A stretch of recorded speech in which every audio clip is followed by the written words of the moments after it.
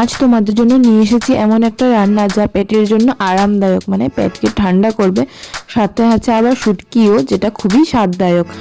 দেখে নাও কি শুটকি দিয়ে বানিয়েছি।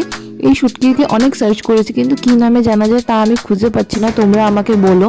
একে অনেকে তিন কাটা বলে, অনেকে কাচকি মাছের শুটকি বলে। এখন কি শুটকি সেটা আমি জানতে পারছি না। আমাদের এখানে, আমরা আসামে থাকি, আসামে একে তিন কাটা শুটকি বলেই বলে। একে লাউ দিয়ে মা বানাবে। তো প্রথমে লাউগুলোকে খোসা ছাড়িয়ে নিয়েছে, খোসা ছাড়িয়ে মাঝের বীজ অংশ জায়গাটা যদি শক্ত থাকে, বীজের জায়গাটাকে ফেলে দিয়েছে মা। যে জায়গাতে বীজ একটু মানে শক্ত হয়েছিল, বীজগুলোকে ফেলে দিয়েছে। আর বাকি অংশের লাউটুকুকে ছোট ছোট করে পাতলা পাতলা করে কেটে নিয়েছি, এরকম সাইজে তোমরা দেখতে পাচ্ছ। সম্পূর্ণ লাউটাকে দেয়নি, সম্পূর্ণ লাউটা আমাদের লাগবে না, আধাটুকু লাউই দিয়েছে, দিয়ে বানিয়েছে। তরকারিটা খেতে একদম সিম্পল একটা হালকা স্বাদের হয়, কিন্তু খুবই স্বাদ লাগে। এটা মানে খুবই কম মশলার মধ্যে শুধু হলুদ, নুন, একটুখানি রসুন আর কাঁচামরিচ দিয়ে একে বানানো হয়। এই যে একটুখানি কড়াইতে তেল নিয়ে নিয়েছে, এর মধ্যে এই যে শুটকিগুলোকে দেখাচ্ছি তোমাদেরকে।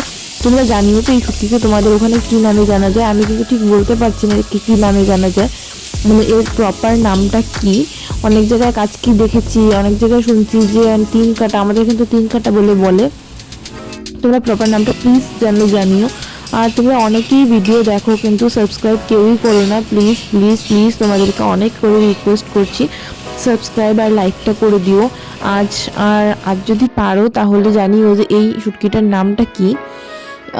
তো মা এখানে ভেজে নিচ্ছে তেলের মধ্যে। শুটকিগুলোকে ভাজা হয়ে এসেছে। তো শুটকি ভাজার সময় যথেষ্ট দেখেছি আমি ধোয়া বেরোয়। তা কী জন্য বের হয় তা কিছু খুঁজে পাই না। ধোয়া বেরোয়, সাথে কিছুটা গন্ধ বেরোয়, কিন্তু শুটকিটাকে ভালো করে ভেজে নেওয়া, সব ভেজে নিলে এরকম, তারপর আর গন্ধ কোনো রকমই করে না তরকারির মধ্যে।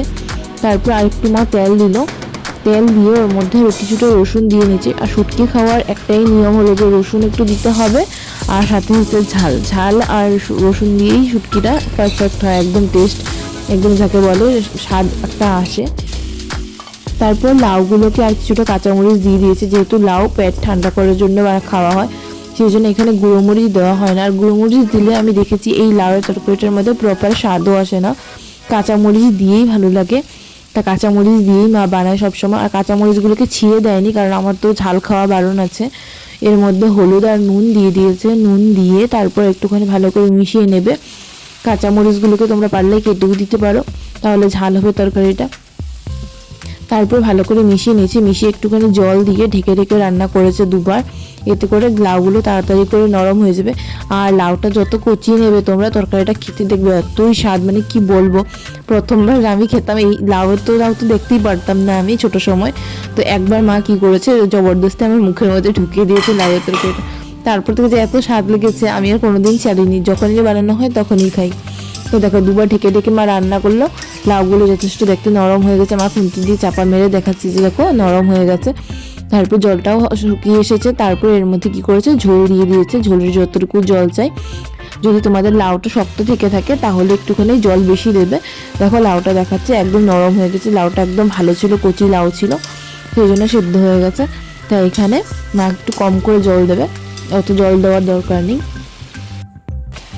এই যে তারপর এই যে শুটকি, যেভাবে জলটা শুকিয়ে এসেছে, এই যে শুটকিগুলো তোমাদেরকে বলেছিলাম ভাজা শুটকিগুলো এখানে দিয়ে দিয়েছে। আর ধনেপাতা দেয়, ধনেপাতা কিন্তু অবশ্যই দেবে। ধনেপাতাতে যা স্বাদটা লাগে না, মানে কি বলবো, মানে বলে না হিন্দিতে যে চার চাঁদ লাগিয়া, ওরকম আর কি, ধনেপাতা দেওয়াতে ওরকম স্বাদটা আসে। তারপর ভালো করে মিশিয়ে নিয়েছে, মিশিয়ে নিয়ে তারপর ঝোলটা দেবে।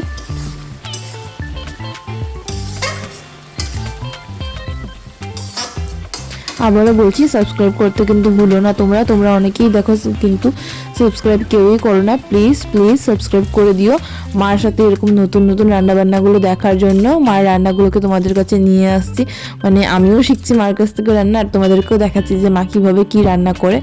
এই যে ঝোল দেওয়া হয়ে গেছে, ঝোল দেওয়া হওয়ার পর তারপর এই ঝোলগুলো ফুটে উঠেছে, মানে যতটুকু তোমরা গাঢ় করতে চাও ওরকমভাবে গাঢ় করে নেবে। আর এই তরকারিটা অত গাঢ় ভালো লাগে না, পাতলা পাতলা একদম ঝোল ঝোল খাওয়া হয়, খেতে কিন্তু খুবই স্বাদ লাগে, মানে কি বলবো, একদিন বানিয়ে দেখো। এই যে একটু শুকিয়ে এসেছে, তারপর নামিয়ে নিয়েছি। নামিয়ে নিয়ে দেখো কতটা সুন্দর লাগছে না, সাদা সাদা ফ্যাকাশে, কিন্তু খেতে এত স্বাদ লাগে আর পেটে খুব তৃপ্তি দেয়, মনে হয় কি খেতেই থাকি। মানে লাউ যে এত স্বাদ হতে পারে মানে ভাবা যায় না। তা তোমাদের কেমন লেগেছে ভিডিওটা দেখে জানিও, আর পারলে তোমরা বানিও কোনো দিন বাড়িতে, যদি বানাও আমাকে জানিও কিন্তু কেমন লেগেছে। অনেক অনেক ধন্যবাদ তোমাদেরকে। আবার দেখা হবে নতুন একটা ভিডিও নিয়ে। সবাই ভালো থেকো, ভালো ভালো রান্না করো, ভালো ভালো খাও। অনেক অনেক ধন্যবাদ সবাইকে।